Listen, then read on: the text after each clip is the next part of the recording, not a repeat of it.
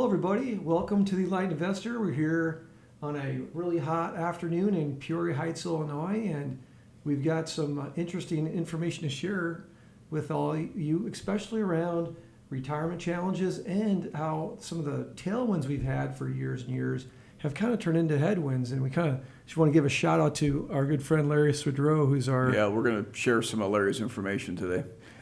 Yeah, so the first thing is, Mike, so how overall, what's your overall feeling of how Americans are doing with regards to their retirement savings as a It's whole? kind of shocking. I mean, we talk about that, I think, in other videos. But you look at the numbers, and there's a lot of people that they say, I forget the number, but it's like less than $1,000 that they can drum up for expenses. And, you know, it's sad, really. It is sad. And so when we talk to individuals, if you are over maybe like $1 million of retirement savings, does that put you in rare air, or is that kind of like is that the normal?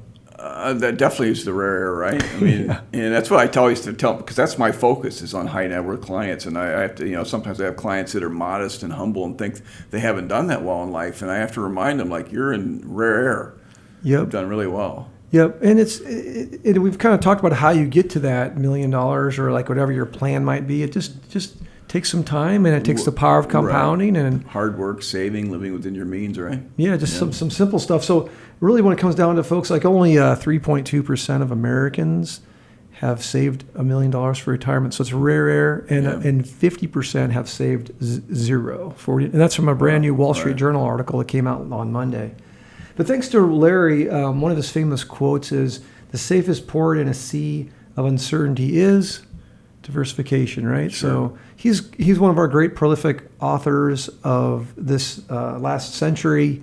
I think we're going to share a link, because this is a recent article that I had sent you that you're going to work from today, and we can put a link to this up, and if people want to see all the details, because by no means are we going to go through all the detail in this. And also, I guess the key disclaimer of when you read the fine print at the end of this is not intended as investment advice. It's just intended as education to people.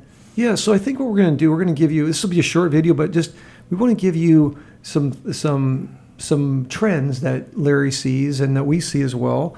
And at the end, some of them will be negative, but at the end, we'll kind of give you something to look forward to, right? Like, I don't know if it's negative. It's just you want to be worried about, right? It's reality, yeah. So one thing is, like, the first thing, there's like 7 things we'll touch on. The first one's on high valuations of equities, right? And people are really piling, and they're taking more risk, right? I think we reviewed that recently, where a lot of the older people have really got higher equity allocations, and typically the equity allocation they have also is more market-based, so it means it's larger growth, it's U.S., it's not diversified, probably either a little bit of international or no international, maybe a little bit of value or no value, and the same thing with small, maybe a little bit but none.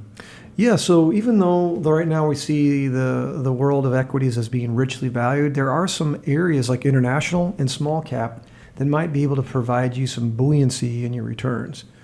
But overall, probably just expect the next 10 years. Well, it's like we've said, it's the reversion of the mean square, right? We don't have to get into the valuations that Larry gets into in detail in this article. I mean, if you've had U.S. large growth, which dominates the U.S., the S&P or the Dow or the NASDAQ or whatever, that's done incredibly well for like 13 years, at some point it's going to get back to its average return, which means it's going to probably revert to the mean and do worse. And then some of those that have not done so well should do better. So being a little more diversified, I'm jumping to one of the other numbers, right? That's Larry. No, keep going. Roll with it. Yeah, okay.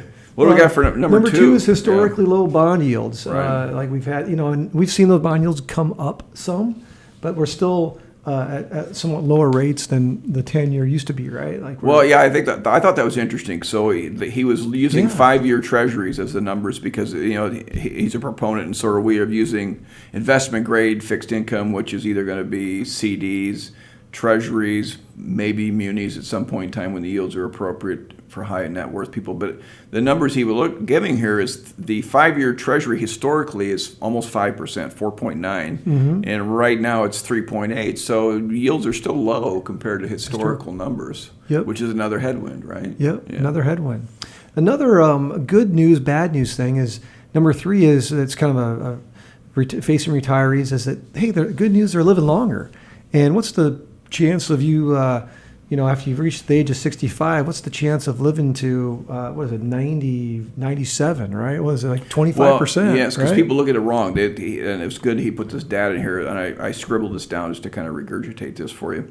So the 65-year-old male-female life expectancy, 18 years for a male, 21 years for a female, but that's just averages. Mm-hmm. But then when you look at it for the same 65-year-olds, you've got a 50% chance of the male living to 83 and a 50% chance of the female to 86. Yeah. And then it gets That's even legit. more telling when you look at the numbers. You got a 23% chance of the male making it to 97 and a 30% chance of the female making it to 97. So we're going to have a lot of elderly people running around. Yep, and they're going to be using their... They don't have to be running. Yeah, they won't be running. And they'll be using their assets to live off of. So Right. the key is, that Another headwind. Another headwind, right? Number 4, potential lower growth on corporate profits. There's a lot to this one, and we could talk about taxes, how corporate taxes have really kind of been going down, and probably there's an end of an era for this rising long-run corporate profits. There's a lot of leverage in the system for corporations, and the rooster always comes home to roost, for debt. And so corporate profits as a percent of GDP is kind of at one of the all-time highs, right? And 2022 is about 10%. And that's well above the average. So Right. I don't know if that's going to happen continually, right?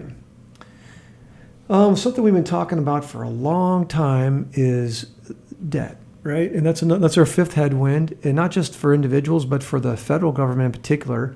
Countries that have large debt to GDP ratios grow slower, right? That's been proven in the academic literature. And take a look at this slide here is absolutely incredible. The growth of our interest payments for the federal government is now about $1 trillion a year. So that's just moon rocketed, Mike. So Right.